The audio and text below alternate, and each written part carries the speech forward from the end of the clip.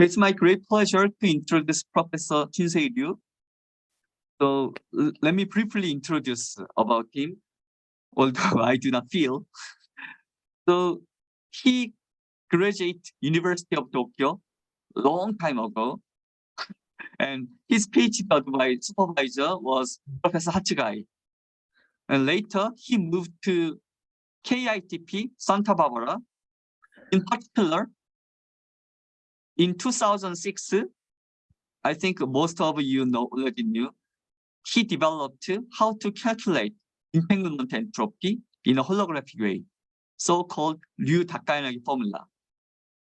And later, he moved to Berkeley, and as far as I remember, in 2008, with Schneider, Furusaki, Ludwig, and he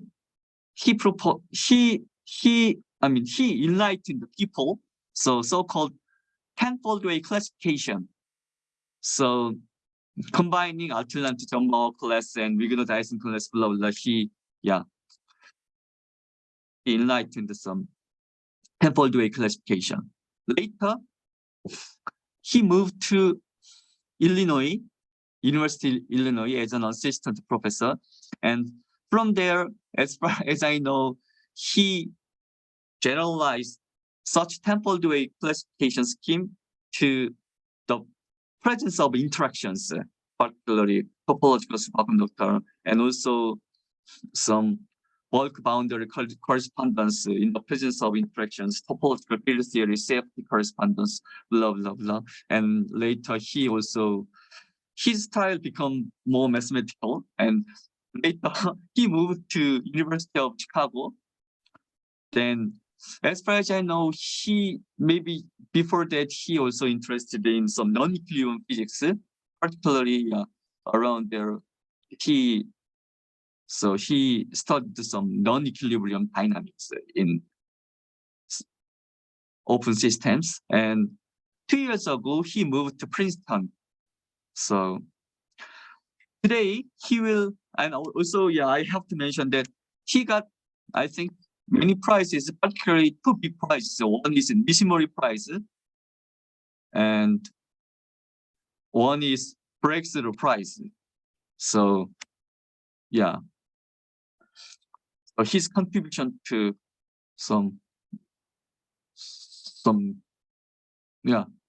I think you know. So today he will give a talk on partial transpose for quantum matter spacetime and information, particularly related with some quantum information. So let's welcome. So this talk will be on until some 1 hour and 30 minutes, including discussions, questions. So feel free to ask questions. So please, Shinsei. Thank you, Kiseok. I guess you can hear me all right? I think it's good. Yeah. Yes. Good. Okay. So yes, thank you very much for the very nice introduction, and thank you for the invitation to speak here. I'm glad for this opportunity. So today, I want to talk about the something called partial transpose, and then that is some quantum mechanical operation. I think many people perhaps more familiar with partial trace, for example, but as it turns out, partial transpose is also very useful for many problems in quantum many-body physics. Today, partial transpose has been my research focus for last few years. So I want to illustrate how this concept has been developed and how it's useful for quantum many-body problems in condensed matter context, and also perhaps in the holographic duality context, and so on and so forth.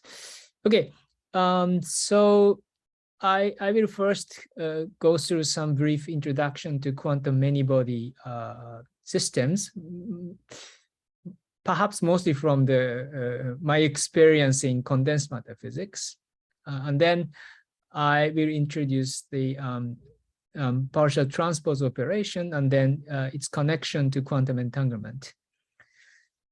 And then from there, I will talk about basically three things. One is the partial transpose applies to topological phases of condensed matter physics, and then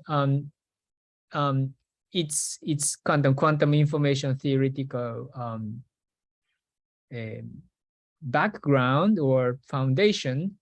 And then I will also talk a little bit about holographic states and the partial transpose.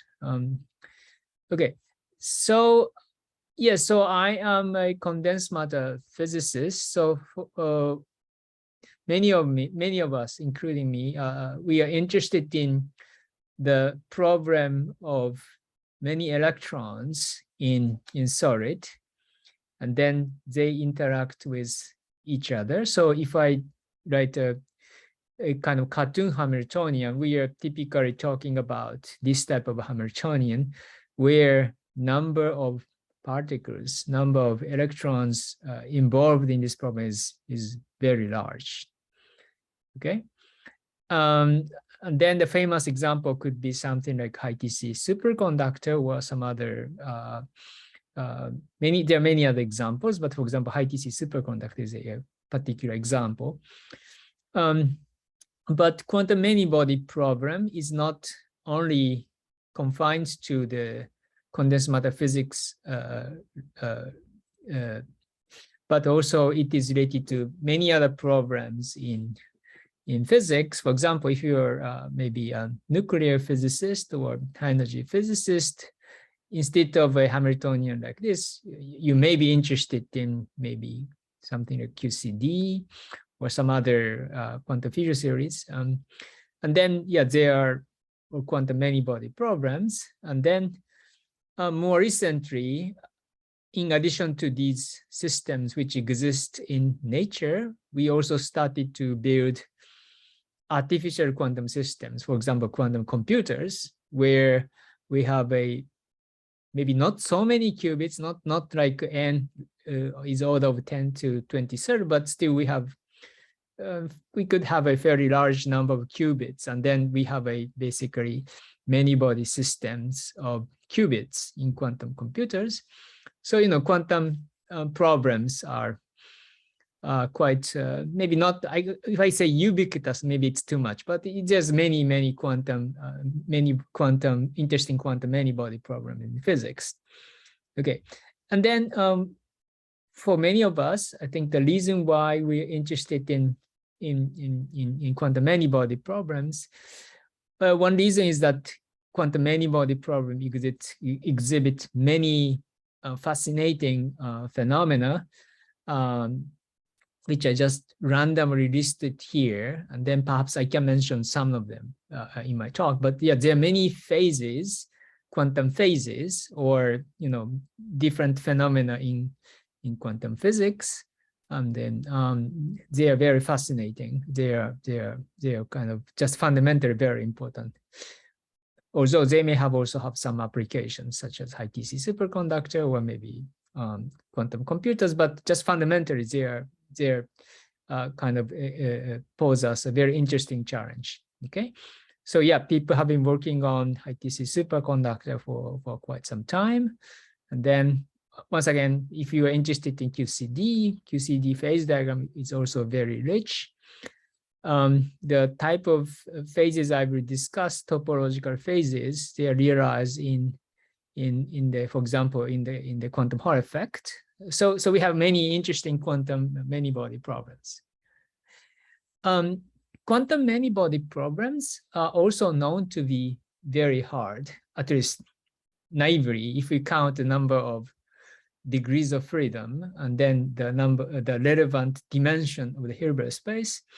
The Hilbert space dimension goes as exponential in terms of the number of degrees of freedom. So it's known to be a very hard problem. Okay, so yeah, I think there's some, this is just naive counting, but there's the kind of some fundamental difficulty to attack these quantum many-body problems. In particular, those phenomena which has a very strong quantum correlations or quantum entanglement. So, so the underlying theme of this talk is to basically to try to understand a quantum entanglement in many-body quantum systems, and what kind of pattern, what kind of a entanglement pattern do we have in a complicated quantum many-body wave functions, or maybe sometimes we can use idea from quantum information or quantum entanglement to say something about quantum many-body problems. Okay, so yeah, since quantum entanglement is one of the key concept in my talk, I will first discuss a quantum entanglement in a very simple setting, like systems of two spins. So we are going to eventually discuss quantum many-body problems, but let's start with the simplest many-body problem, two-body problem. So in quantum entanglement, in discussing a quantum entanglement, we contrast basically two kinds of states, state which is given like this in the product form, or we can take advantage of a quantum superposition, so we can write down a state like this, okay? So the interesting point of this, this type of state, which we may call Bell state, is that if you measure the spin state of, let's say, spin B, it kind of changes the spin state of A instantaneously, which does not happen for this type of state. But because of quantum superposition, we can have kind of this something Einstein may call spooky action. We can sort of affect the spin state of the first party by measuring the spin state of the other party. Okay, so this is a basic kind of illustration of Bell state and entanglement, and then somehow we have to scale up this this idea to the regime where we have many degrees of freedom. Okay, so to discuss such a many-body physics, it is a bit convenient to have a qualitative understanding of quantum entanglement. And then one of the basic ideas there is to use the idea of entanglement entropy, or von Neumann entanglement entropy. So the basic idea is to use a partial trace. So if we trace out the one of the spins here in this state, because like I said, it's state of spin A, it can be either up or down depending on the spin state of B. Once you trace out the second spin degrees of freedom, we get the maximal ignorance. Okay, and the maximal ignorance to the spin state of A can be measured by introducing the entanglement entropy defined for this reduced density matrix. And for Bell state, entanglement entropy is log 2, which means maximal ignorance for the spin state of A, okay, after tracing out spin state of B. Whereas for the product state, entanglement entropy is 0. So this entanglement entropy can be used as a qualitative measure for quantum correlations. There are many other ways. I mean, there are a few other ways, I guess, to measure. There's some other quantum entanglement measure other than entanglement entropy, but this is one of the most convenient and the most typical one. And then this is a concept which we can actually also use in the many-body context. Okay, so this is the kind of first simple quantity I can talk about. Okay, but so much for the simple two-spin systems. And as I promised, eventually we want to discuss quantum many-body problem. So just at the level of this cartoon picture, let me kind of give you some idea that what kind of many-body wave function we may be interested in. Okay. As an example, I want to just talk about quantum spin problem of interacting quantum spin. So in the first equation, I had the Hamiltonian for electrons, but just for simplicity, I freeze the location of these electrons, but they still interact by the spin degrees of freedom. So we could have this Heisenberg quantum Heisenberg magnet, Heisenberg Hamiltonian. And then depending on the dimensionality or the structure of the solid structure of the lattice, or maybe possibly some other interactions, which I didn't write here, possibly this type of Hamiltonian can exhibit many different quantum ground state. Okay. The simplest one, one of the simplest one could be something like this, this state, Nair state, where spins are aligned or anti-aligned, and they exhibit this particular pattern of spin. This is somewhat similar, analogous to this type of state I just described before. This is, if I simplify the story a little bit, this state is basically like a state with up times down times up times down times, and so on and so forth. Okay. To expert, this is not the precise, very accurate description of Nair state, but for the illustration purpose, this is the state which is something very similar to the completely unentangled state. Okay, so this is one of the simplest many-body wave function we can think about. We can also consider slightly more complicated quantum many-body state, where instead of having these products of spin up and down, we could have a Bell pairs within these many-body wave functions. For example, we can consider to form Bell pairs for neighboring spins in this particular way. Okay, so yeah, this is slightly more interesting wave function because this is completely a product, but this is not complete. This is not complete product, but if you think of this as a unit, it is still given in the product form.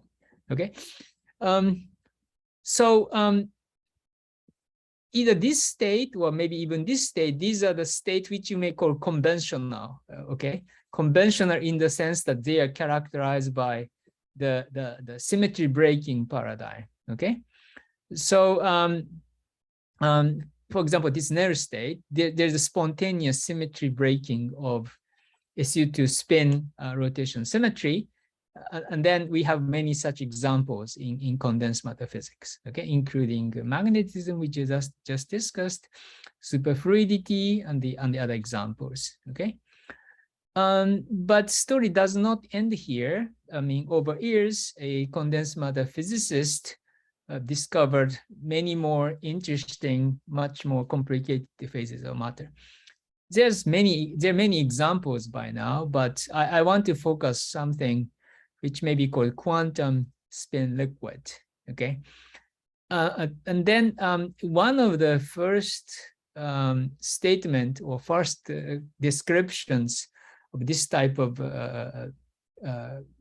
many-body state was given by Anderson already in 70s. So he considered, instead of having fixed pattern of these Bell pairs, he considered a more complicated wave function where we have a Bell pairs, but Bell pairs, they can switch their partners. Okay, so we form a superposition, and then, you know, in one term, Bell pairs can be formed in this way, but you can also superpose a different way of pairing up these spins using this EPR or Bell pair correlations. Okay, this is just a cartoon, but I guess this is somewhat gives us some hint that we can, in principle, have very complicated many-body quantum wave functions, which is is a kind of very much upscaled version of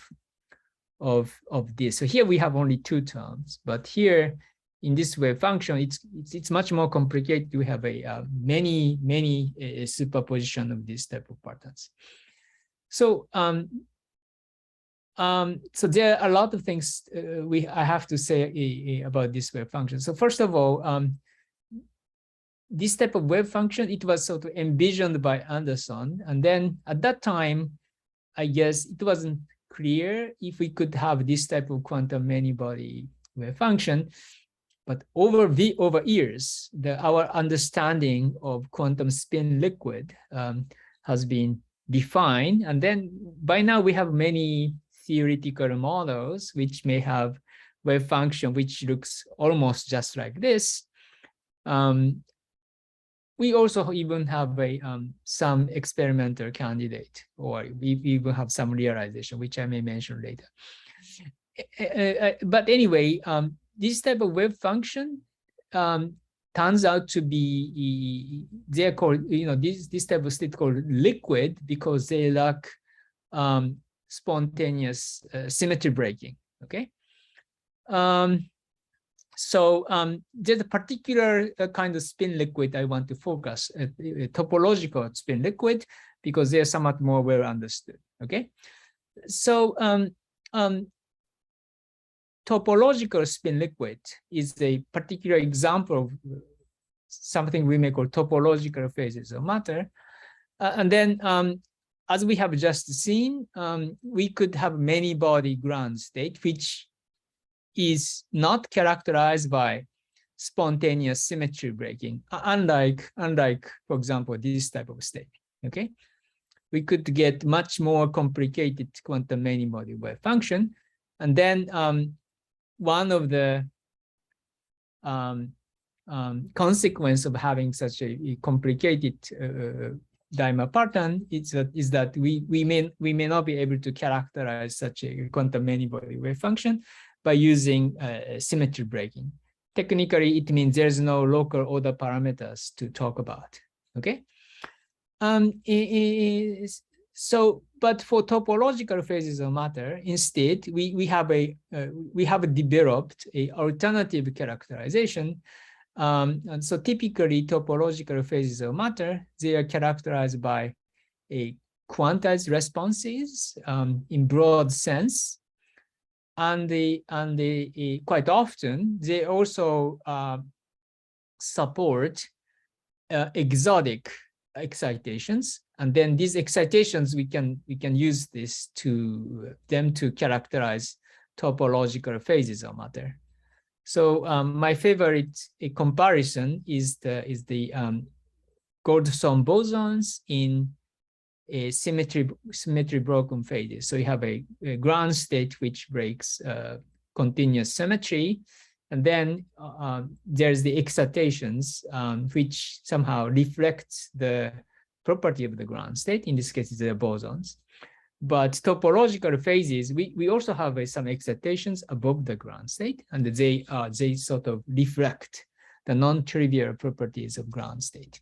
Okay, but let me first just point out this first point. So topological phases, they can be characterized by quantized responses, and then well-known example is the quantum Hall effect, which is realized in two-dimensional electrons confined in a two-dimensional plane in the presence of a strong magnetic field.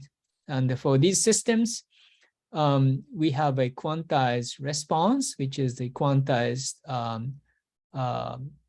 Hall resistance or Hall conductance. Okay, so we have these plateaus as a function of magnetic field or electron density. Okay, and then by now, so this is the one of the oldest topological phases of matter ever discovered in condensed matter physics. And then, initially people were surprised by the exact quantization of this Hall conductance in unit of E squared over H. Okay.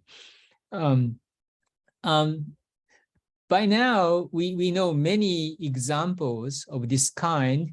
There are many topological phases which are characterized by some sort of quantized response, not the quantization of this whole conductance. There's some other quantities which are quantized.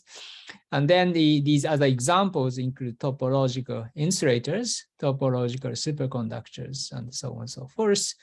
I will mention actually some of them in later part of my talk, okay?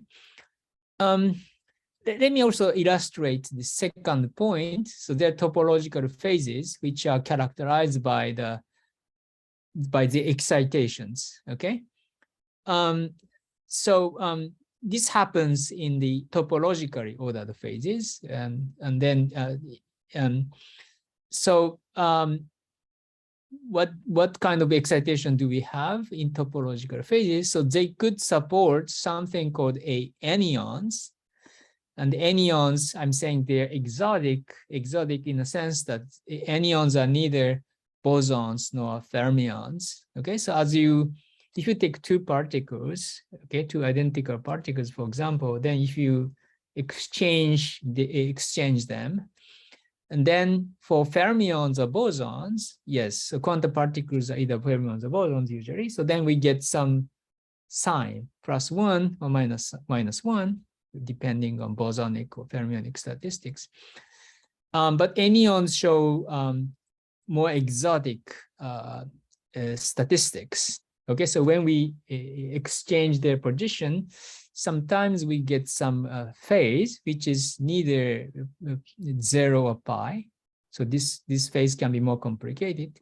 So that is, I think, the kind of origin of this name anyons. It is phase can be more complicated. And it cannot be anything, but we can get many interesting phase rather than ±1.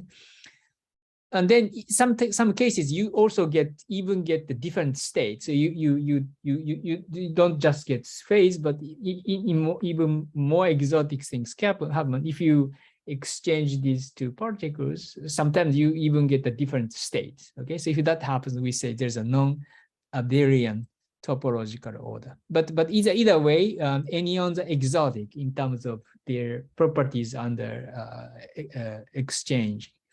Okay, so idea is that these presence of anyons, in some sense, they themselves characterize the non-trivial quantum order or topological order of a ground state. And then we can study their properties, and then perhaps we can use them to characterize a ground state, a topologically ordered ground state. Okay, so that's one kind of well-known properties of topological phases. Okay. Since I already said kind of formal aspect or abstract aspect of topological order, I just want to not exhaustively, but I just want to point out a few examples. So I already mentioned an integer quantum Hall effect, which is the topological phase, which has quantized response, but integer quantum Hall effect does not support anyons. Okay. However, there's something called fractional quantum Hall effect, where we have a Hall conductance, which is fractionally quantized. So it can take some rational number. So these fractional quantum states, quantum Hall states, they are a well-established example of topologically ordered states that support anyonic excitations. Okay, but first example I gave you, it was quantum spin liquid. So people are also searching for quantum spin liquid. Quantum Hall states are topological states, but they are not spin liquid. But we could also have a topological state in quantum spin systems. So this alpha ruthenium chloride is the particular candidate for something we call K-type spin liquid. So people have been working on this material, for example. More recently, people are also interested in artificially creating topologically ordered phases in the more controlled quantum system. For example, people use the array of Rydberg atoms. So they artificially put Rydberg atoms on the Kagome lattice configuration. And then this is verified at some level that this realizes the quantum spin liquid. Okay, this is a relatively recent development. Right, so by now there's a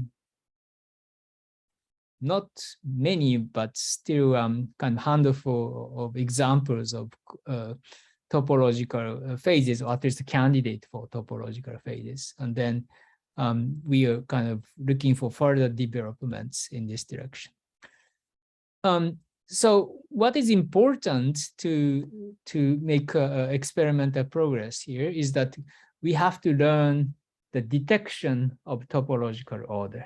Okay, so as I already emphasized perhaps a few times already, topological orders, they don't have a local order parameters. So, you know, in typical experiments, we measure some sort of correlation function. So we set up some experiments such that we measure some correlation functions. But since topological order do not have local order parameters, these kind of conventional probes are not very useful. Only very recently, so yeah, we have to be more creative. So that is my point. And then only very recently, people started to detect finally the anyons in topological order phases. For example, in 2022 experiment appears here. Sorry, I only put one paper. Sorry, but yeah, I mean the plots are from one paper, but there are two papers appeared in 2020, which finally, well, these experiments are considered to be to detect that the anyons, at least Alberian anyons in quantum Hall effect. Okay. So yeah, we are kind of making slow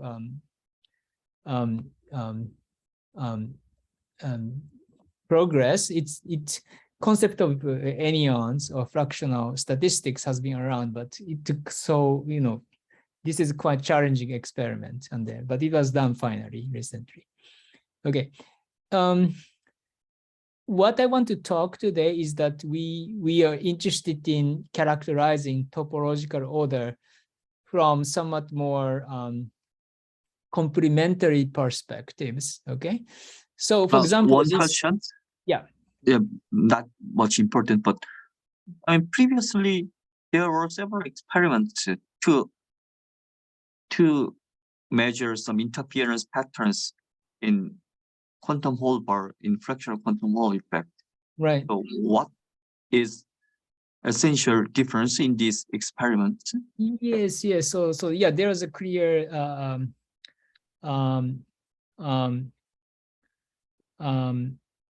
progress here, and then so yeah, this experiment was done before. In fact, the same similar experiment, but actually I forgot what was the punchline there. But yeah, so this pattern was not observed here before, and then I think that was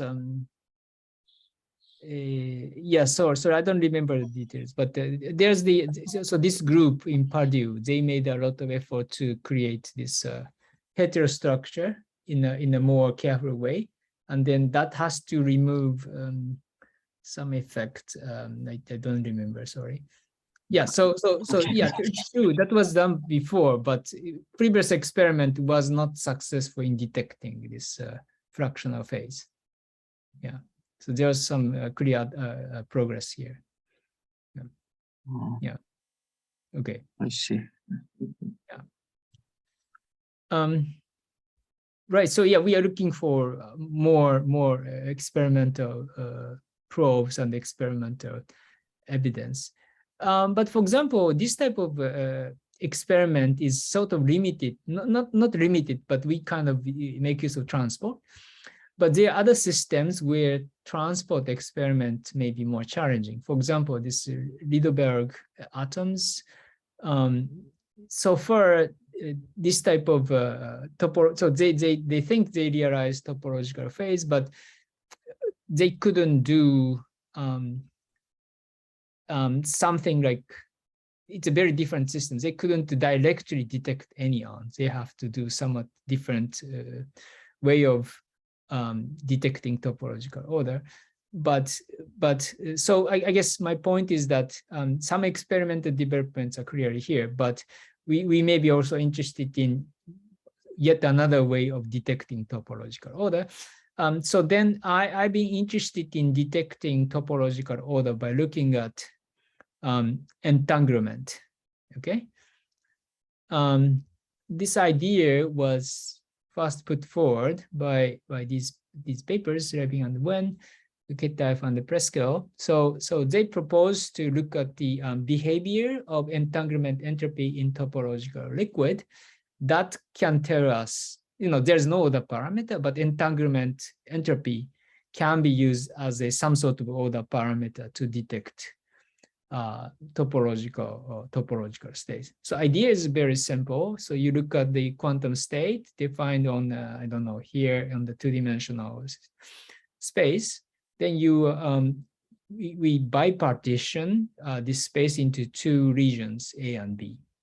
Okay, and then we already discussed entanglement entropy by using two spin 1/2 systems, but here we do similar thing, but for many body systems. I have many degrees of freedom in region A, many degrees of freedom in region B, but the basic idea is very similar. So we first take a partial trace over degrees of freedom in region B, and that defines a reduced density matrix in region A. Okay, and then we can study the scaling of this quantity as we change the size of region A. Okay, so I denote this size by L. So for topologically ordered phases, systems with topological order, there's this first term, which basically scales as the area of this region A. Okay, but if you look at the scaling more carefully, you also see there's a constant term which is negative, and then the claim is that this constant term is a universal number, and then this number can be used as a signature or even the kind of topological order parameter for topological order. Okay. For example, this has been useful in numerics. For example, we can study, if you have a complicated quantum many-body systems, you may want to have a simulation on this system, and you may get some ground state. But once you get some ground state, how do we tell the existence of topological order? We can follow this idea of topological entanglement entropy, and then if you look at the scaling of entanglement entropy, we may be able to use that scaling as a signature or evidence for topological order. Okay, so this has been kind of a great idea, but I want to look at more finer probe, basically, from that point of view. So one problem is that topological entanglement entropy is a great probe, but it doesn't really distinguish different kinds of topological order. For example, two topological order, they may share the same topological entanglement entropy. Okay, so we need a finer probe to distinguish different kind of topological order. Okay, so basically, as I kind of said, we want to detect properties of anyons, how they braid, how they fuse, what kind of anyons we have. So we need a set of data to fully characterize topological states of matter. But topological entanglement entropy, this number minus gamma, it's just a one number, so we need finer probe. Okay, so that's one thing I want to address. Okay, so I will introduce now a something called partial transpose, and then that gives us a kind of more tools or more let's say more tools to study entanglement properties of quantum many-body ground state. Okay. So I will one first question. introduce. Yeah. Is there any holographic setup to calculate the universal constant piece in the entanglement entropy or topological order? This one. Yeah. So holographic setup, holographic in the sense of holographic duality. Yeah, based on your formula, your formula. So is there any construction setup Yes, to obtain I think there are gamma? few works. Yes, I think I'm familiar with few works. I don't remember details, unfortunately, but there's a one by Perneshev, and I guess a few more works. Yeah, so I see. So there's what? also the idea of, yeah, maybe it's not completely related, but there's also idea of relating topological entanglement entropy to black hole entropy, and so there's some connections there. Yeah, yeah. Can I have a question? Can I? Yes. Yeah. In this formula, the entanglement entropy is proportional to the area and minus some universal constant. Right.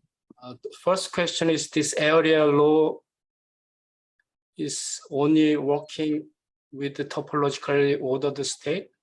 Or put it another way, if you have just topologically non-ordered state, still do you have this area law? Yes, so area law can appear in other phases, including gapless phases. Even just trivial normal state, area law should apply? Yes, Yes, it can occur in quite normal systems. Yes, I see. yes. So it's not particularly unique property, this area law. So this part is, yes, sometimes this part is already useful to learn something about the phase itself. Sometimes you also get non-area law scaling that already tells you some idea about the state you have. To distinguish or to detect topological order, it is quite important to have a negative universal constant here. I see. Okay. I have a question. Okay. How to experimentally detect the topological entanglement entropy? Yes, yes, of course, that is a very big question. So first of all, yeah, people worked quite hard to just measure entanglement entropy. Then it has been hard, but by now we actually know few ways of doing it. Quite promising ones. And then these techniques has been used to study entanglement entropies in, for example, in quantum quench or many body localization, so on and so forth. So techniques are becoming available, but topological entanglement entropy has not been measured yet, as far as I know. Okay, but combined with this type of so unfortunately entanglement entropy is perhaps as far as I know, it's not so easy to measure in these Rydberg atoms, but given that we can, we start to realize quantum spin liquid or topological phases in these controlled systems, we may be able to have, I don't know, maybe not so distant future, we may be able to have experimental measurement of topological entanglement entropy, but not yet done. But kind of we have already some components which are started to work, measurement of computer realization, topological order, and something like that. Okay. How the black hole can encode such topological entanglement piece? So can you give me some more idea? So okay, so yeah, actually I mentioned one construction, but I can mention some of my work with Tadashi. So yeah, so we could realize gapped phase in holography. And then, for example, that kind of setup has been used to study confinement. So we can get gapped phase into holography. So it basic idea is that instead of having, because it's RG direction, radial direction. So if you find a geometry which smoothly cap off, that sets some scale, and then that basically means a gap. Okay, so first step is to realize some gapped geometry. To introduce some sort of topology, one idea is to put some sort of brain at the IR. So that provides some interesting topological character. And then minimal surface area can sense the presence of a brain. I see. And then that's one setup. And then yes, I think this idea actually has been developed in some other groups too. But yeah, so there's some ideas. I see. This type of Thank you. Okay, so I will now finally go into this partial transpose idea. So idea is sort of very similar to partial trace. So instead of, so we consider tensor product Hilbert space, and there's some basis EK for Hilbert space A, EL for Hilbert space B, and then when we take a transpose, we basically exchange bra index and the ket index. But for partial transpose, we exchange these indices only for, let's say, subsystem B. Okay. So we are not touching indices for subsystem A. Okay. So that's why we call it's a partial transpose. For later purposes, it is useful to understand this graphically. So I have a some operator. So I have an input and output. Okay, it's like this is like a fictitious time direction. We feed something into this operator and it spits out some output. So for example, I can take a transpose. So that means I exchange input and output. If I have a two subsystems A and B, it's good to separate this input into two regions A and B. And if you take a partial trace means we connect input and output. But partial trace means we do this connection only for region B. Okay. And then finally, partial transpose, we exchange input and output, but we do this exchange only for subsystem B. So that's a partial transpose. Okay. And then this partial transpose has been used to detect a quantum correlation in mixed quantum state. Okay.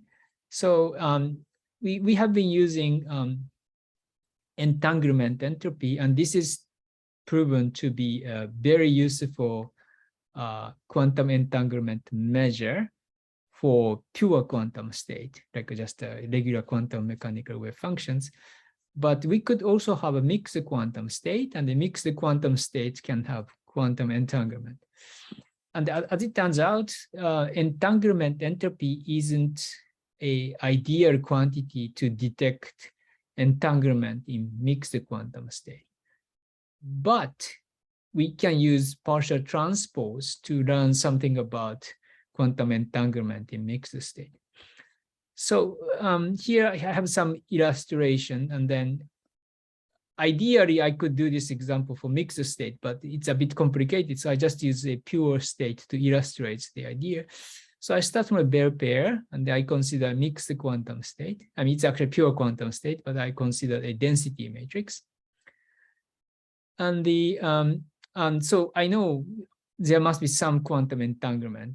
And then I want to just illustrate how I can use partial transpose to detect quantum entanglement. So if I take a partial transpose for the second qubit, then I don't affect these two terms, but it does affect some part of the density matrix. For example, these two terms will be changed into this term. Okay. So then what we could do now is to look at the spectrum of this partially transposed density matrix. So density matrix should have non-negative eigenvalues to represent physical state. Okay. However, partial transpose may break that property. Okay, and the idea is that if state is very much entangled, partial transpose battery affects such state by partial transpose. So then we may get actually negative eigenvalues. Okay. So for example, in this example, if I go ahead and just compute the spectrum of partially transposed density, so this is actually rho T2, sorry.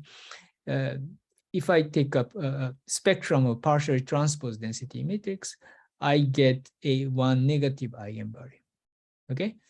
So this is some sort of response theory. I do something to my state, and if there's a quantum entanglement, system respond by producing these negative eigenvalues, and then we can basically look at how much negative eigenvalues we get to kind of diagnose the quantum entanglement in the mixed state. If you do it just for classical states, it has a completely diagonal density matrix. So taking partial transpose does not affect anything. So then doesn't respond too much, doesn't respond at all to the partial transpose. So then spectrum does not change. So this idea has been formalized, and then we define something called entanglement negativity. So basically, we just look at the spectrum of partially transposed density matrix. So let's call eigenvalues lambda I. We sum over all negative eigenvalues. Okay, so that is detecting how much negative eigenvalues we get, and we weight each negative eigenvalues by their magnitude, right? So this is something called negativity. Okay, it is quite often convenient to consider log of this quantity by considering this combination. So I may be mostly using this E rho, which is logarithmic negativity, but I may be just calling it negativity, okay? It's a log of norm of partially transposed density matrix, okay? So this has been proven to be a good mixed state quantum measure. I will explain actually what do we mean by good quantum entanglement measure. But anyway, this has been proposed and used. Okay, so this is a useful quantity, and then this is some entanglement measure we can use in many body mixed quantum state. Here's a quick note: is that I think completely understanding a mixed state quantum entanglement is a bit of open problem. So this negativity detects some correlations, but there's also some entanglement which we cannot detect by a entanglement negativity. But there's some caveat for this quantity, but it is generically open problem. So yeah, this is considered one of the open problems, for example, in this paper. Anyway, there's some caveat, but nevertheless, it is still a valid quantum entanglement measure. So we can use this to study a mixed quantum state in many body setting. Okay. So this is introduction to partial transpose.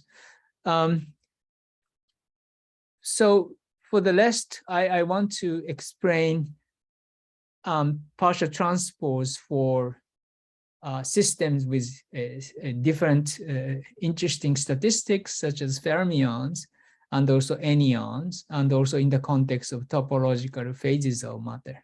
Okay, so the definition I provided, the definition of the partial transpose, which I provided for bosons, and as it turns out, what we basically discovered was that this partial transpose operation, it has to be properly defined if I have a systems of fermions and also anyons. Okay, so any other systems than bosons, we have to do a somewhat more interesting definition. We need some more interesting definition. We Question? noted, yeah. Is there any path integral construction for partial transpose? Yeah, that's actually what we are going to do. Okay, sorry. Yeah, Yeah. thank you. Yeah, so we actually yeah, so the reason we actually notice that partial transpose has to be modified for fermions is that we study some problems by using path integral. And then initially I studied this well-known expression, the bosonic partial transpose, but we actually noticed that this operation does not reproduce path integral result. So that's why we notice that this definition has to be modified such that we get the result consistent with path integral. Okay. Right, so it will come. So we looked at various examples, but simplest one is this topological superconductor model. It is also known as a Kita F chain. Okay, so this is an example of one-dimensional topological system, so this model has two phases basically, and then as I change this parameter t, delta, and mu, here I just for simplicity I set t delta equal to t, just for simplicity. Then we just consider the ratio between t and mu, and then in the phase where mu is larger than t in terms of their magnitude, I get something we may call trivial superconductor phase. But there's also a phase transition point. So trivial superconductor phase is separated from the other phase, and the other phase is something we may call topological superconductor. So famously, this topological superconductor can support Majorana fermion excitation. So this is 1D, but it's somewhat similar to the anyons we discussed in the 2D context. So this Kita F chain, once you create a boundary to the system, it supports Majorana fermion excitations. And then you may have heard about idea of topological quantum computations, where people try to use this type of 1D topological superconductor to create Majorana fermions. Majorana fermions are non-abelian anyons, so we can have a you can use non-abelian nature of these Majorana fermions to create potentially a quantum computers. Okay, but we study a entanglement negativity in one-dimensional topological superconductor. And then let me give you a first trial. So we consider some one-dimensional Kita F chain, and then I'm interested in this region II, interval I, which is consists of two subintervals I1 and I2. So I start with the ground state of a Kita F chain. I integrate out degrees of freedom outside of this interval. So I get a mixed quantum state on I1 union I2. Okay, so I can study mixed quantum state in this interval.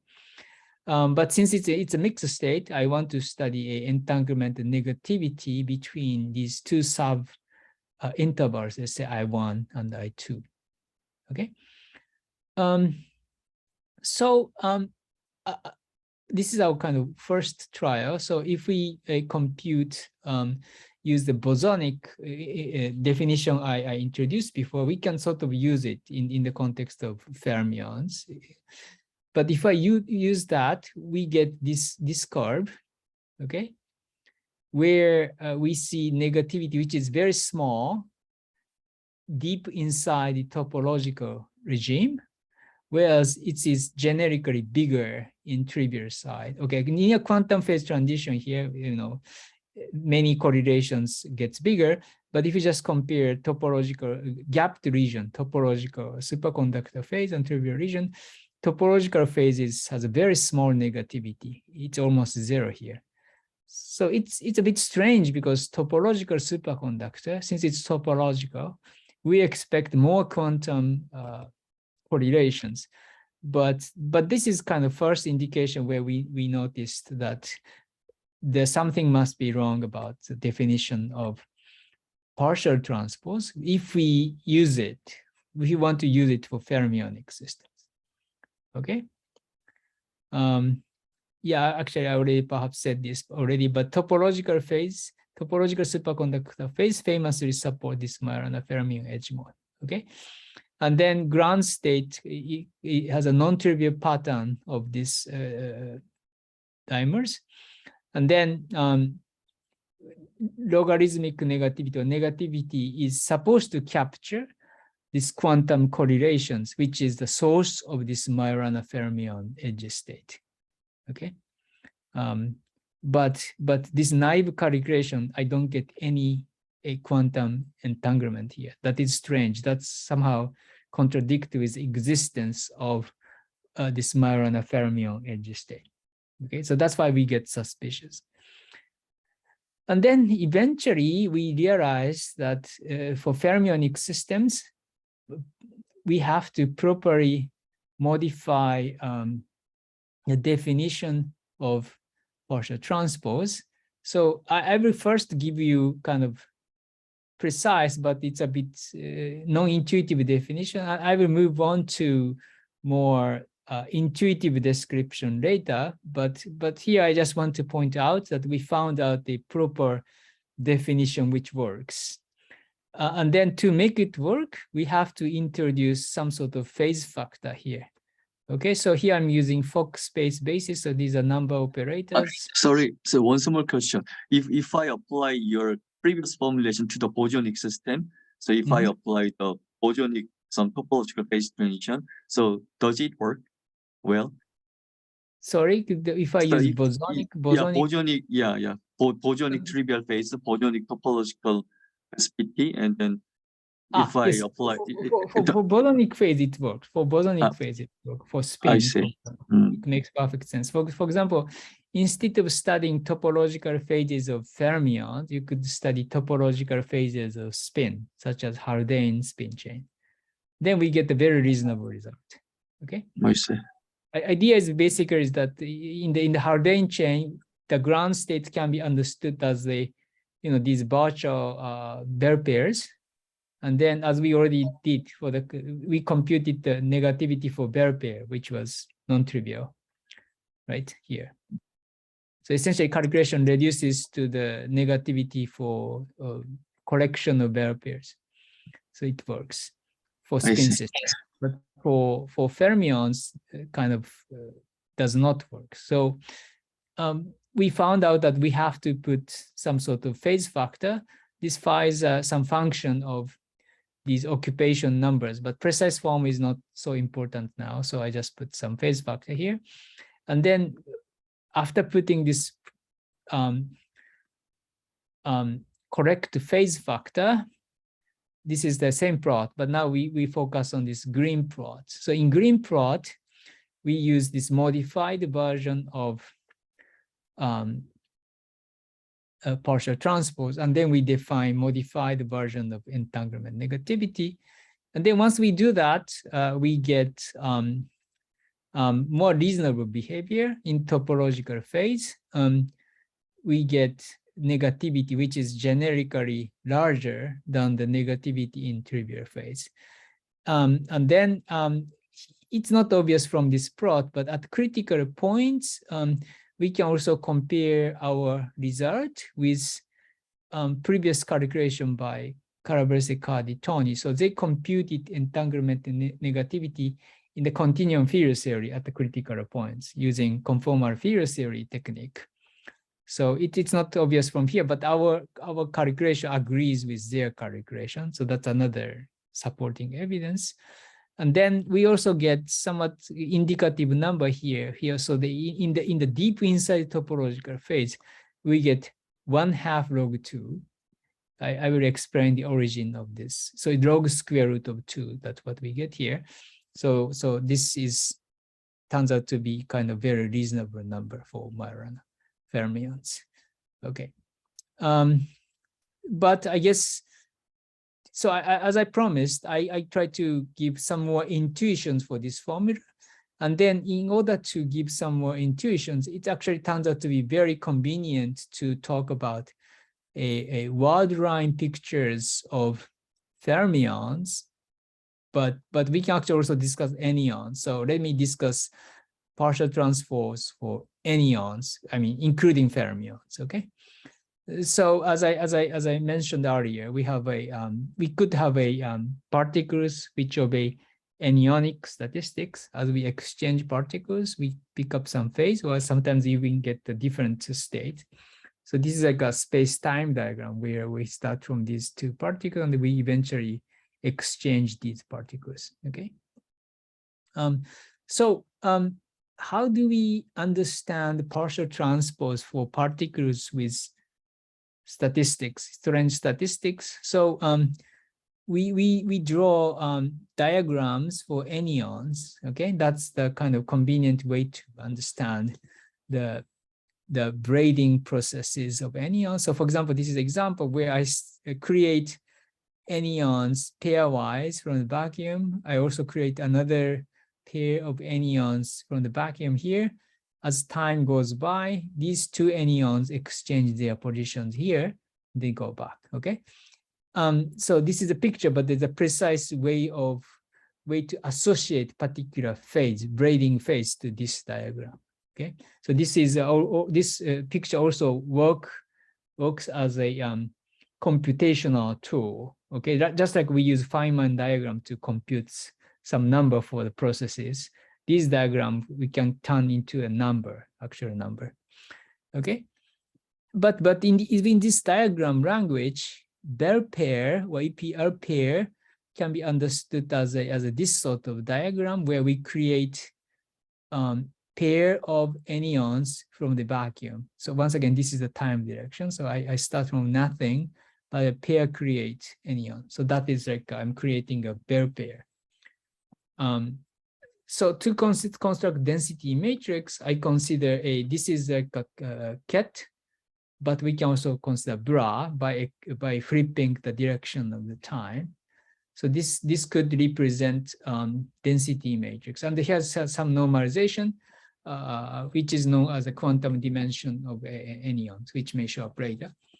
So the idea to define partial transpose is very simple. I already showed you this diagrammatic notation for partial transpose. So this was meant for, like matrices and maybe tensor networks, like this notation, but we can basically use the same graphical notation to define a partial transpose. So if I want to take a partial transpose for region B here, I exchange this line coming out from this region, and then this line coming into this region.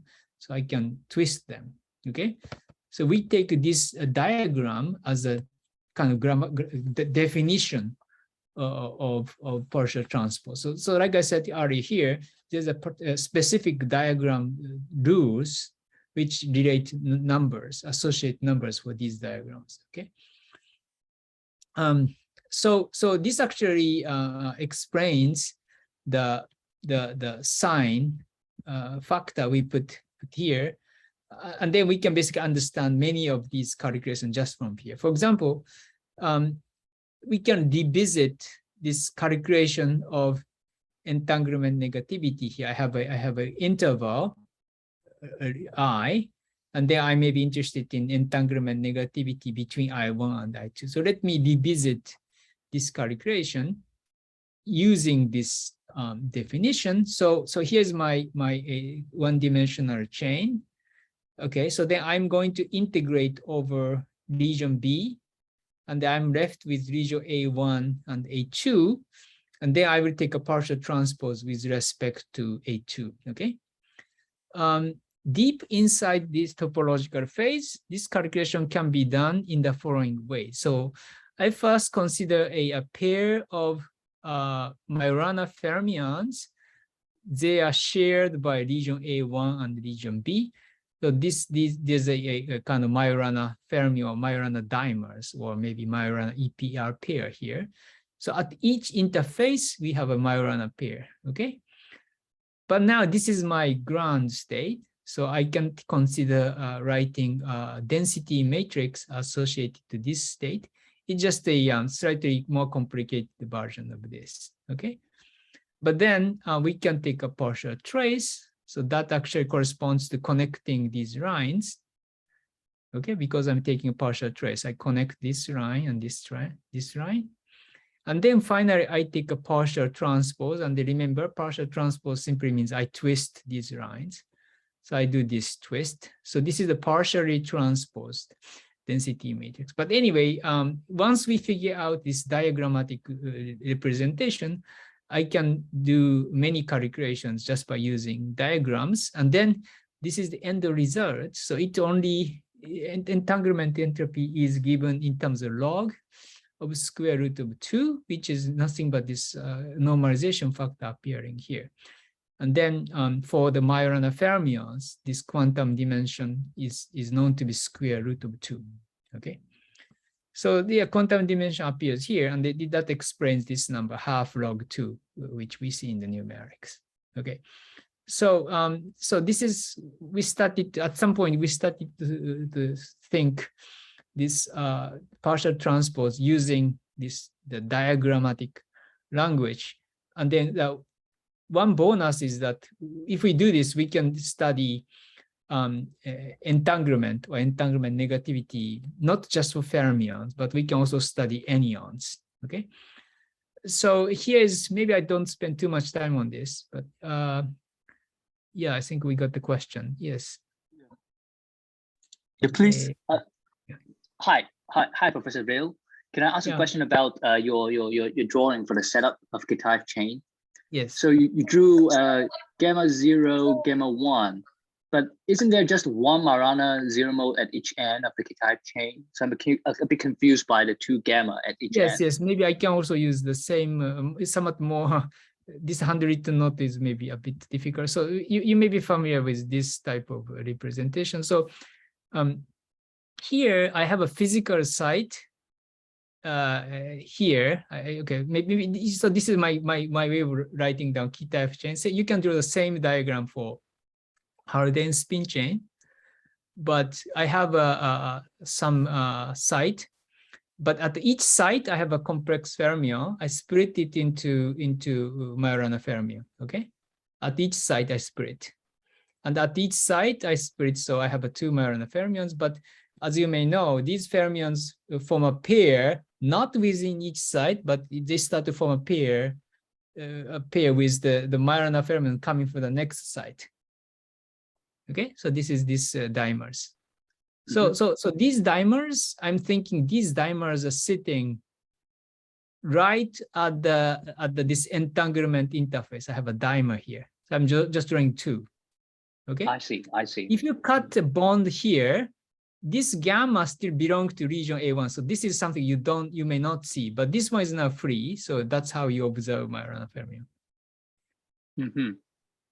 I see. Thank you very much. Yes, thank you for the question. And yeah, so that's it's somewhat drawn differently because I'm using this diagram, but that's how we compute entanglement negativity. Okay, so we also explain this I don't know, quantization in unit of log square root of 2. Okay, and then I don't want to spend perhaps too much time here, but I just want to mention that as a bonus we can discuss correlated state of anyons, which may be formed within topologically ordered phases. So for fun, we studied negativity of some anyons. And then we found some interesting properties, such as for classical systems, entanglement negativity shows very abrupt behaviors as we mix these two mixed state, but somehow this feature does not happen. I guess perhaps more important thing is that this technique can be used to compute the negativity of quantum ground state for topological state, because you can write down, there's a way to represent topological ground state just by using the language of anyons. Okay, so we did something similar here. We represent the ground state of a topological superconductor just by using anyons, in this case, Majorana fermions. But there's similar construction of many-body ground state in 2D. So in 2D, you can also write down many-body ground state just by using anyons. So this technique actually turns out to be very useful to compute entanglement and negativity for topologically ordered phases. Okay. I think we haven't finished the paper yet, but some paper, a paper will come out soon. Okay. Okay, so I guess One question. Yeah. Okay, let me try to understand. So why? My first question is why the quantum dimension of anyon should appear in the entanglement negativity? Can I have some more intuitive feeling or some? Yeah, so it's basically same here. I think, okay, maybe I'm not sure this is the intuition, but if you do it for spin 1/2, this is the negative spectrum. So if you use this negative spectrum to compute this, you get log 2. Okay. Yeah, it's this number log 2. Yeah, so we have 1 minus eigenvalue, so you get the log 2. Here, yeah, since it's okay, so I'm not sure this is the explanation, but yeah, it's reasonable to have log square root of 2 because it's a Majorana fermion. So then if I consider some many-body wave function, what will you obtain? So yeah, so here, if I consider, so this is not maybe even the many-body wave function. If I consider dimer of anyons, okay? Because here I have 3 dimers, but essentially calculation just reduces to the, 1 dimer. So if I consider 1 dimer of anyons, you just get the quantum dimension of anyons. Yes, I You understand. can consider more complicated quantum ground state. Yeah, so it does not happen here. But for example, if you consider 2-dimensional many bodies, the topological phases, you get more complicated result.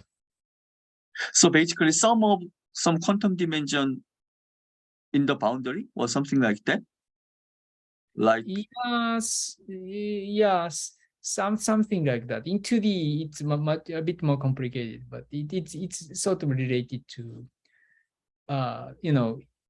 when you make a virtual cut, entanglement cut, somehow you always excite something along the boundary, and you capture the quantum dimension of these virtual excitations near the entanglement cut. That picture also applies to then what is better than the topological entanglement entropy?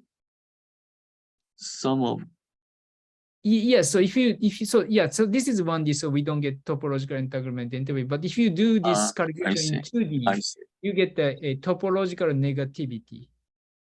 And the topological negativity, once again, depends on the quantum dimensions of anyons supported for this topological ground state, topological state. Yeah, sorry, I didn't write down the formula, but yeah, we derived some formula. Thank you. Okay, so are there other questions? Very good. Yeah, so yeah, okay, so I didn't write down the formula because we haven't finished the paper, but this will come out soon.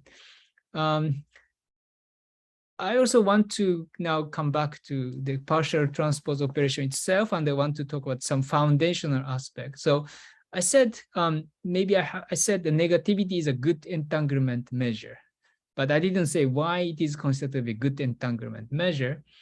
It's a good entanglement measure because it's a something we may call LOCC monotone.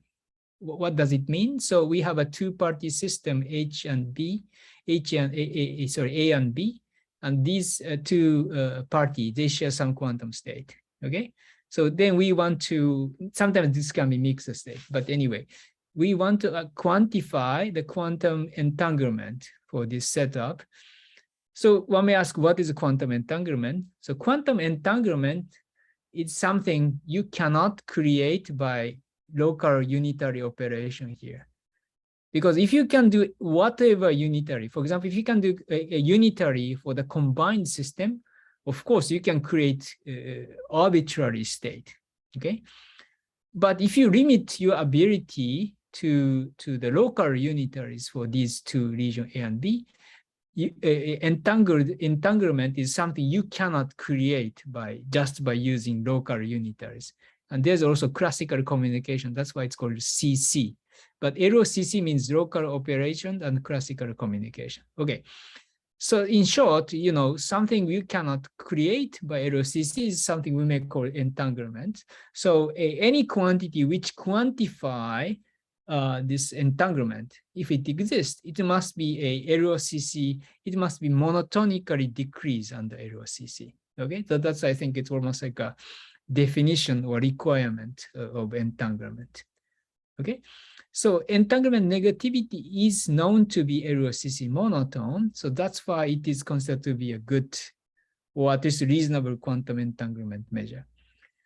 But now I modify the definition of partial transpose, so that means I change the definition of negativity for fermionic systems or for anyonic systems. So we were interested in checking if we can establish LOCC monotone for our definition of entanglement negativity.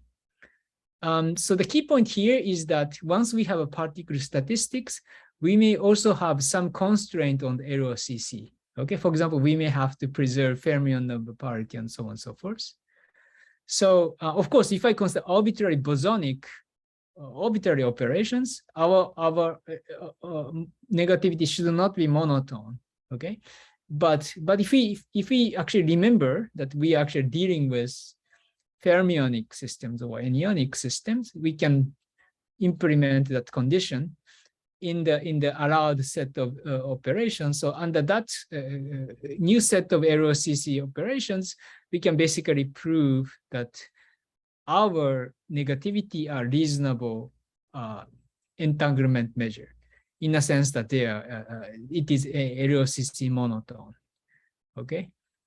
Yeah, so this is a kind of interesting quantum information aspect we also touched upon. Okay.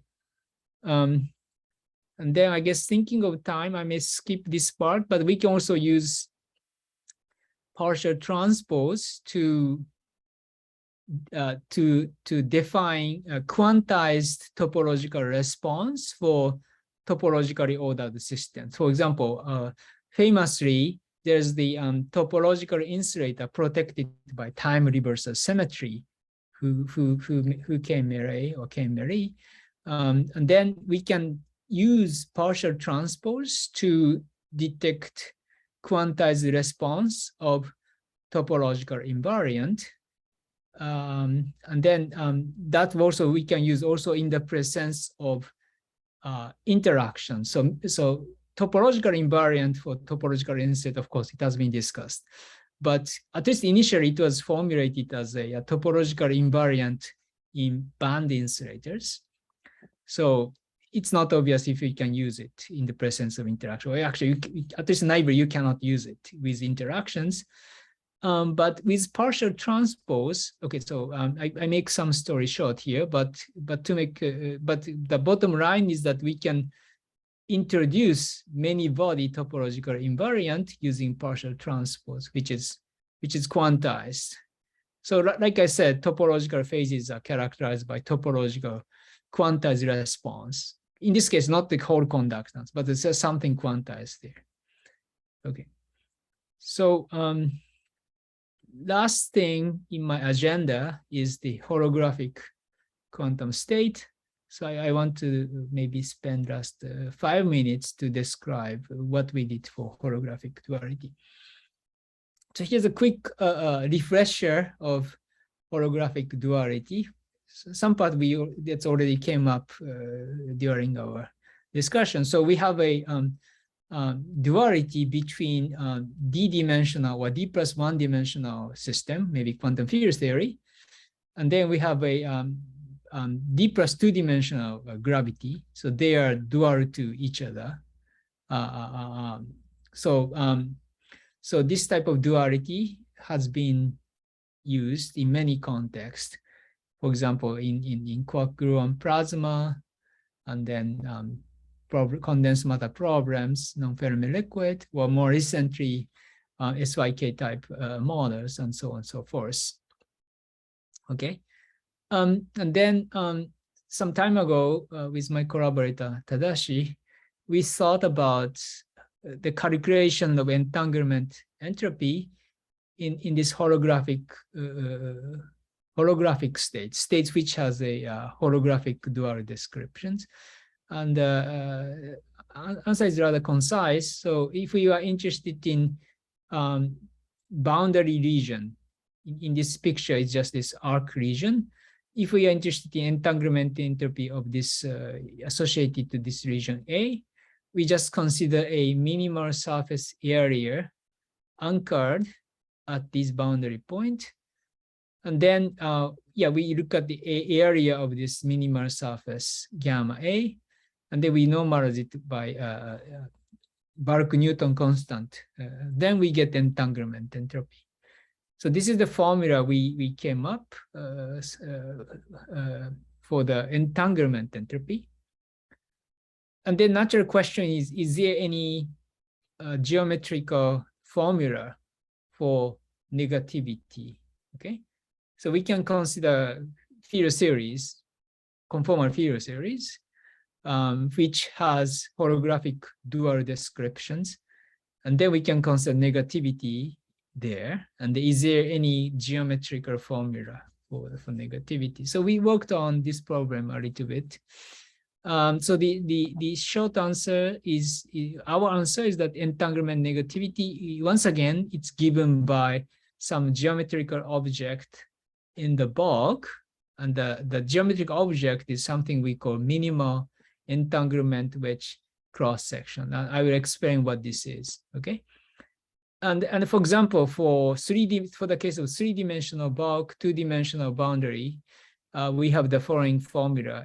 Negativity is given by this EW. EW is this geometrical object, cross-section of the entanglement wedge, and then there's some normalization constant. Okay, but what is this minimal entanglement wedge cross-section? So here's a picture here. So to explain entanglement wedge, I start with this setup. We have two regions, A and B. Okay.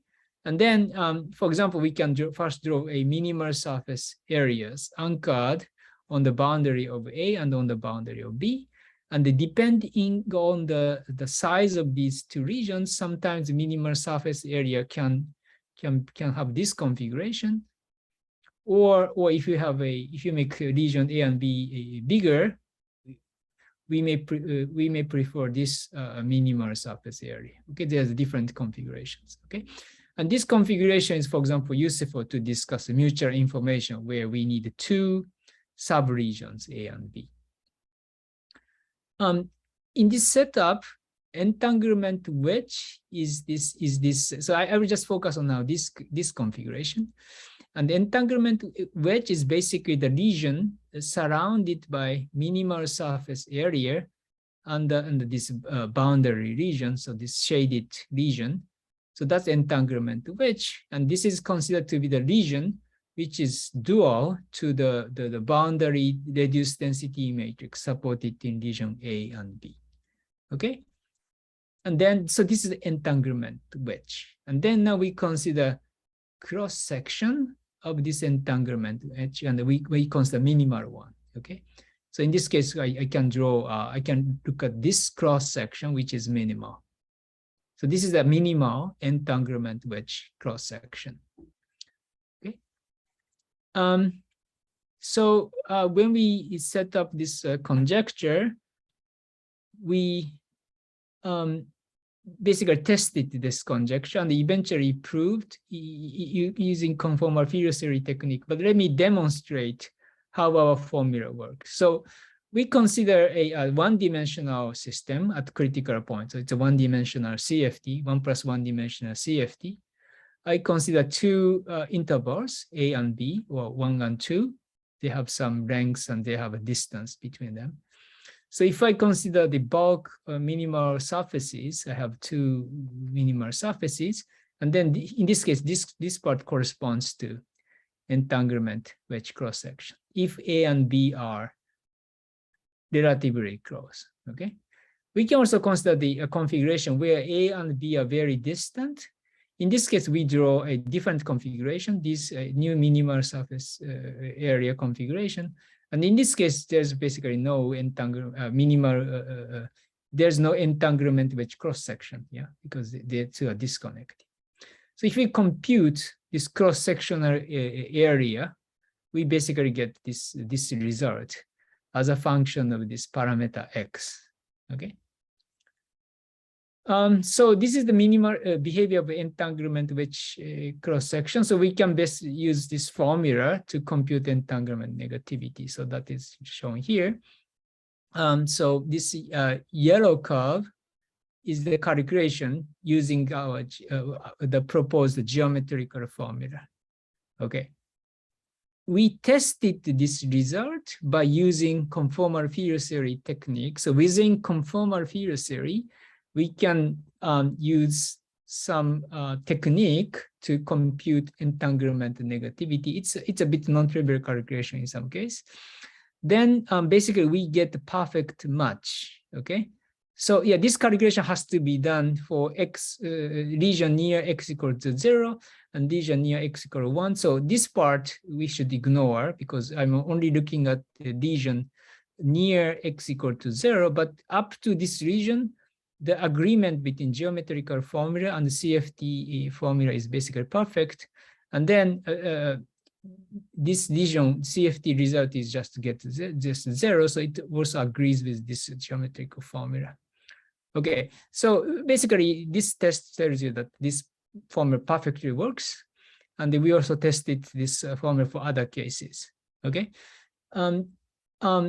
Yeah, I guess that's perhaps I have to finish here because it's already one hour and a half hours. But yeah, so from here, we also studied how this works in the, for example, random tensor network model of holographic duality. And there, the group of Shidon, Xiaolian-Chi, and Michael Walter, they pointed out the presence of replica symmetry breaking, which we don't see here, but in the random network, random tensor network models of holography, there's somewhat different story may apply. But anyway, for the case of CFT2, ADS3, our formula seems to work well. Okay, so it's the final slide. So we touched upon the various aspects of partial transport in the partial transpose in the context of many-body quantum physics. We explored topological phases of matter, both 1D and 2D. We had to construct a new definition of partial transpose to study these systems. We also studied holographic duality of entanglement negativity. Okay, and then I think with that, I'd like to conclude. So thank you for your attention. And here's the my wonderful collaborators, Hassan Shaporian, Ken Shiozaki, and then Jonah Kudra-Fram, and Yuya Kusuki, and Roja Mon, and Kiyonori Gomi. Yeah, thank you very much for your attention. Thank you very much, Shinsei. Now the talk is open for questions. Yeah, please feel free to ask questions. Hi, Professor Ryu. I want to ask one more question about maybe the last few slides. So when you talk about this, this holographic formula, so I suppose it only works for CFT with very large C. So the gravity side is classical gravity. I kind of recall that if I think about mutual information and also use the Ryu Takayanagi formula, then I would conclude that if I have two very far separated disjoint intervals, then my mutual information should go to 0 because A and B basically don't talk to each other. But we also know that, say, for small c, CFT, for Luttinger liquid or things like that, the disjoint interval and mutual information actually carries a lot of rich information, for example, about the full operator content of the theory. And I guess this has to do with the fact that if you use ADS CFT, you probably have to take into account a quantum gravity correction, and then that would give you contribution that modifies the maybe the classical results, where I will conclude the mutual information goes to 0. So my question is whether what will happen to this entanglement negativity? Is it a similar story that there's probably richer information to be encoded in disjoint interval that haven't been fully captured yet? Yes, so right, so some behaviors in fact is similar, like this jump and we get 0, like once we go to this disconnected region. Yeah. I think mutual information, yeah, this minimal surface jumps, but the mutual information shows somewhat different behaviors. Yeah,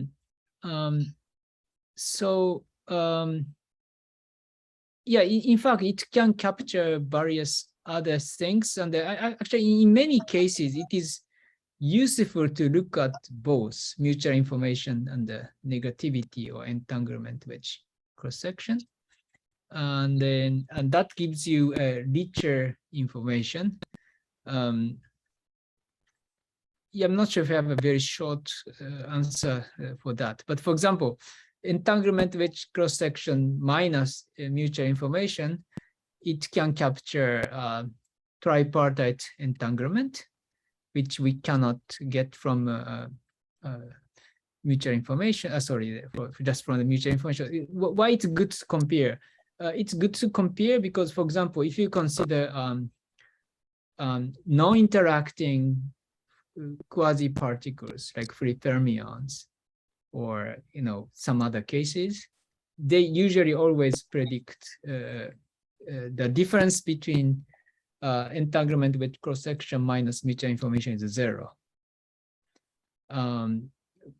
So that's why it's compared to these two quantities, because if you don't get 0, it means it's a great strong violation or violation of quasi-particle pictures. So yeah, it's true. Like you said, you can get finer structure of quantum entanglement in many body states.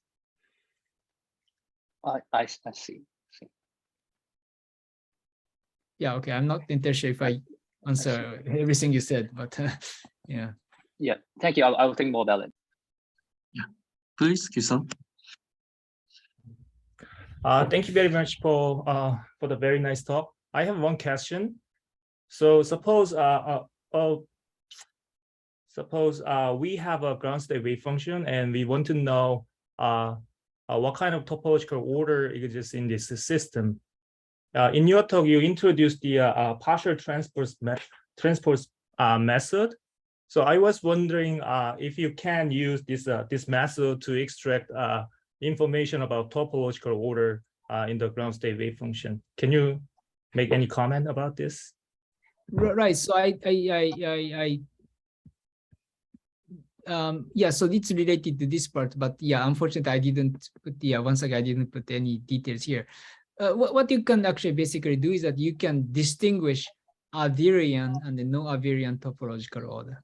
So if you just look at the entanglement entropy, topological entanglement entropy, you get some number. So you may be confident that you have topological order, but you can't tell Abelian and no Abelian topological order. For example, toric code quantum dimension is 2, but Ising TKFT, which support anyon, it's no Abelian, but topological entanglement entropy is the same. If you are able to compute the negativity, you can tell the difference between these two states. I see. So that, yeah, so it's not the full characterization, but it adds more information. So once again, negativity is a finer probe. Oh, okay, I see. Yeah, thank you. So I missed how can you extract out topological invariant in topological insulator by calculating? Yeah. Yes, it's actually that part. related to some of your previous questions. So Yeah, it's true. it's actually easier to explain this topological invariant using path integral. But path integral is convenient for theory calculation, but for a given ground state, we also want to compute topological invariant, and here's the prescription. So topological invariant for topological insulators, time reversal symmetric two-dimensional topological insulators, K-Mere states. These are given by the Euclidean partition function on the Klein bottle. So it's you have to consider unoriented space-time path integral. But instead of doing path integral on the Klein bottle, you can start from the ground state of topological state, and then we do some operations. So let me unpack notation here. So we consider a topological insulator ground state on the cylinder, okay, with length Lx and some circumference Ly. And then we consider three regions, these white regions, and then this colored region. And then as we did like many times, we first trace out these regions. Then we get the density matrix supported on these two regions, R1 and R3. So I have this reduced density matrix. So I will explain this upper index later, but basically, if you consider a partially transposed density matrix, and then you take an original density matrix without partial transpose, if you take a trace, as it turns out, this is not obvious, but as it turns out, this space-time geometry corresponding to this expression is actually the unoriented Klein bottle space-time. Okay. We also have to introduce, as it turns out, some sort of a background U1 gauge field, because topological insulator is the relevant symmetry for topological insulator is time reversal and charge U1 symmetry. So you can consider a particular background configuration by introducing phase twist operator here. So that thus distinguishes this plus minus sign. But then with that, yeah, this is the description. So yeah, it's a bit technical, but I think this is designed such that we reproduce path integral on the Klein bottle. I'm not sure. So to see the mixed anomaly between time reversal and U1.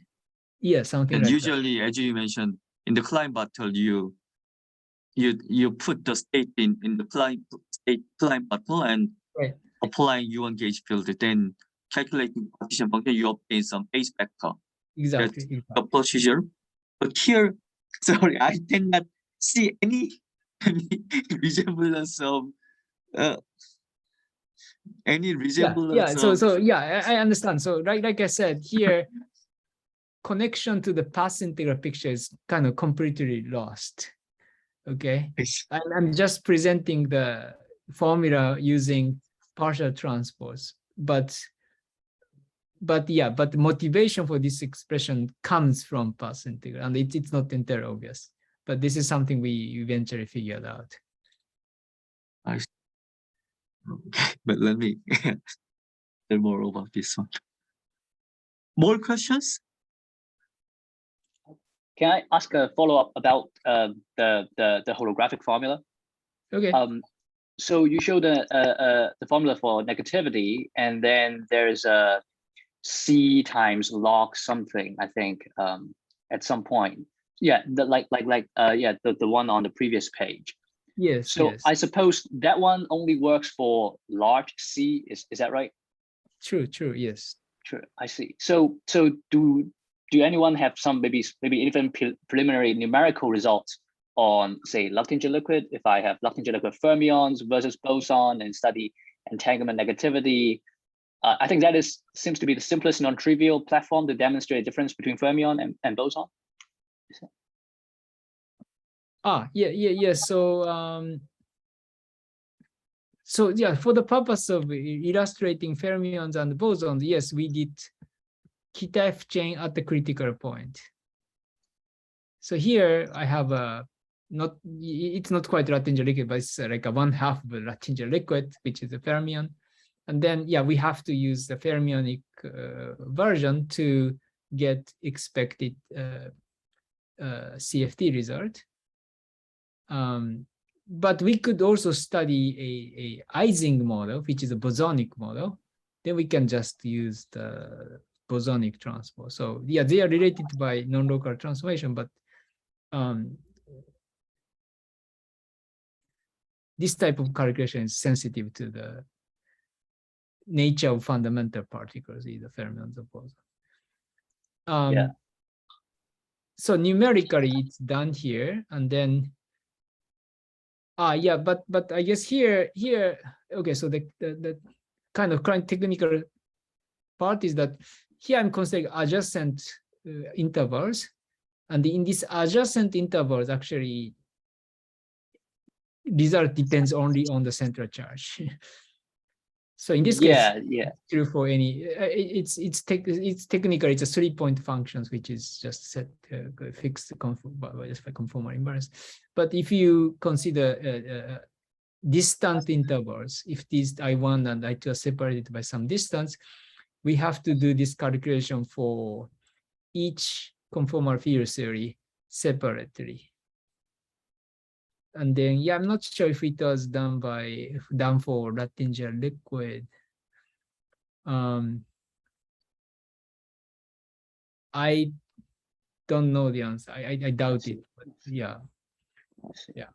But your expectation would be just like entanglement entropy for disjoint interval, the negativity for disjoint interval would also depend on the whole operator content. Yeah, so that's actually a useful thing, because that you can use to nail down that's how you can get more information than central charge, because central charge doesn't uniquely fix the universal properties of Latinger liquid.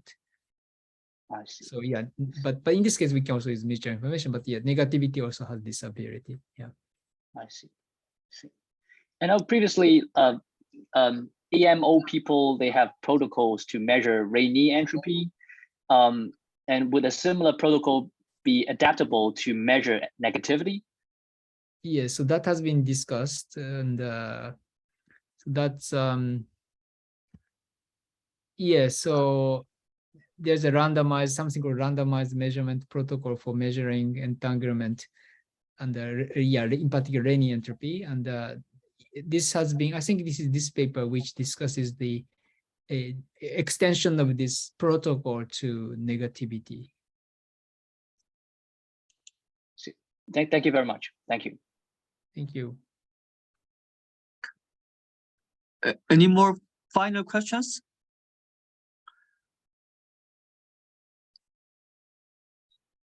If not, yeah, thank you very much, Shinsei, for this nice talk in a long time. Yeah, thank you very much. I went over time. Sorry. Yeah. So yeah, today's colloquium, let's end today's colloquium. Yeah, thank you very much. Thank you very much for participants. Thank you very much. Yeah. Bye-bye. Bye.